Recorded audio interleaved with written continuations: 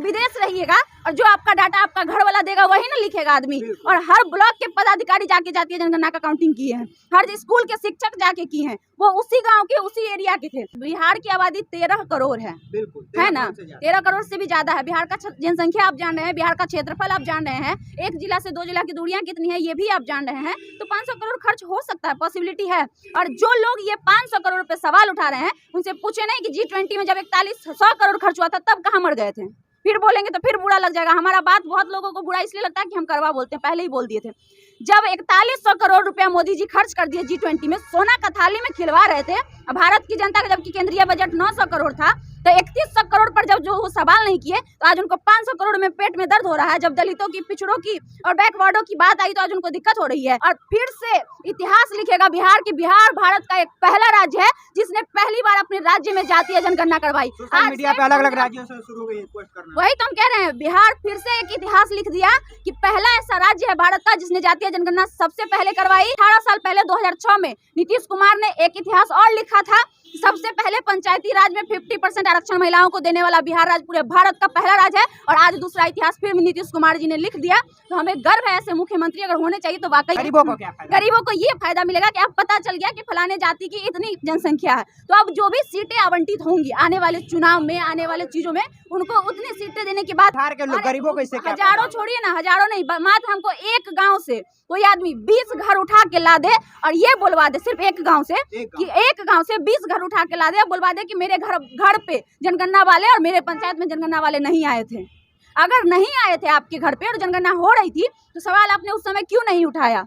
मतलब आपके मन में खोट था, आप चाहते ही नहीं थे कि जाति जनगणना हो, आप शामिल ही नहीं होना चाहते। तो ये आपकी गलती है। अगर आज आप शामिल भी नहीं हुए हैं, किसी कारण से आप छूट भी गए हैं, तो ये आपकी गलती की वजह से आप छूटे हैं, सरकार की गलती नहीं है। आप विदेश रहिएगा और जो आपका डाटा आपका घर वाला देगा वही ना लिखेगा आदमी। और हर ब्लॉक के पदाधिकारी जाके जातीय जनगणना का काउंटिंग किए हैं, हर स्कूल के शिक्षक जाके किए हैं, वो उसी गाँव के उसी एरिया के थे। नीतीश कुमार तो प्राइवेट यहाँ से नहीं भेजा था बहाली करके, उसी एरिया के लोगों को भेजा था जो आसपास के लोकल के ब्लॉक वाले थे, पड़ोस से, इस गांव का उस गांव, उस गांव का उस गांव, वो तो दूसरे थे नहीं। तो इस बात के कहीं से कोई जिक्र ही नहीं हो सकता, कहीं से कोई पॉसिबिलिटी ही नहीं है कि किसी के घर पे नहीं गया होगा। हमारे गांव में तो पूरे घर पे गया है, हम इस बात का दावा। सवाल और बनता है कि जातीय जनगणना पे 500 करोड़ रुपया खर्चा किया गया है और वो जातीय जनगणना को करने में शिक्षक लोगों को लगाया गया था और शिक्षक लोगों को एक्स्ट्रा पैसा तो कोई दिया नहीं गया था, तो 500 करोड़ रुपया गया।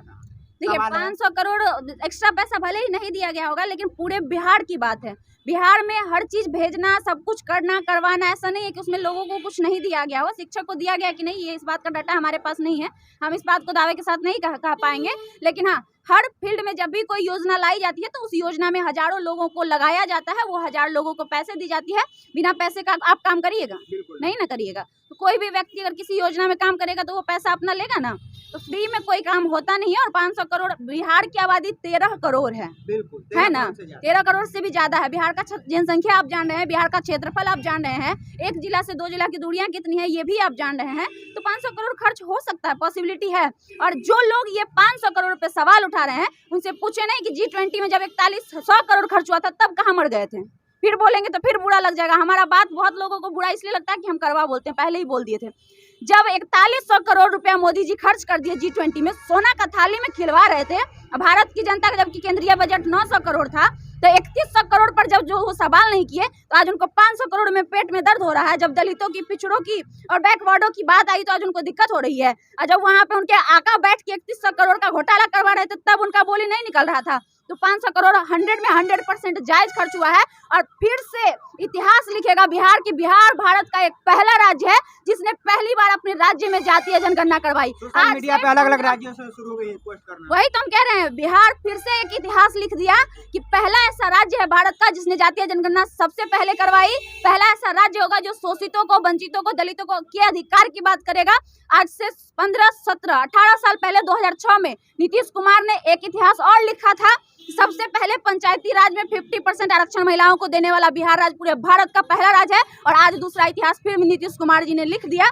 तो हमें गर्व है, ऐसे मुख्यमंत्री अगर होने चाहिए तो वाकई ऐसे ही मुख्यमंत्री होने चाहिए जातीय जो जनगणना भारत की सही है। जनता बिल्कुल सही है। गलत कहाँ से भाई? मैंने अच्छा एक बात गरीबों को इससे क्या बताइए, लोग फायदा जो मिलेगा? कहते हैं गरीबों को क्या फायदा? गरीबों को ये फायदा मिलेगा कि अब पता चल गया कि फलाने जाति की इतनी जनसंख्या है, तो अब जो भी सीटें आवंटित होंगी आने वाले चुनाव में, आने वाले चीजों में, उनको उतनी सीटें देने की बात की जाएगी। उनके हिस्सेदारी के अनुसार, उनके जितनी जनसंख्या है, उनकी जितनी प्रतिशत है, उसके हिसाब से उनकी बात की जाएगी हर चीज में, चाहे वो हो। यहाँ तो 90% पर कुंडली मार के कौन बैठे हुए हैं, पूरा भारत जानता है। उन्हीं का ना सेटवा घींच के इधर दिया जाएगा। क्या टेंशन ले रहे हैं? अभी तो शुरुआत हुआ है, ये तो आगाज है, अभी आगे लड़ाई बाकी है मेरे दोस्त। क्या टेंशन ले रहे हैं? बाकी ये थे खुशबू राय, जिन्होंने अपनी बातों को बारीकी से रखा है। बाकी आप लोग वीडियो को दूर दूर तक शेयर कर दीजिए। आप लोग पूरे वीडियो के बारे में क्या सोचते हैं कमेंट करके जरूर बताइएगा। देखने के लिए धन्यवाद।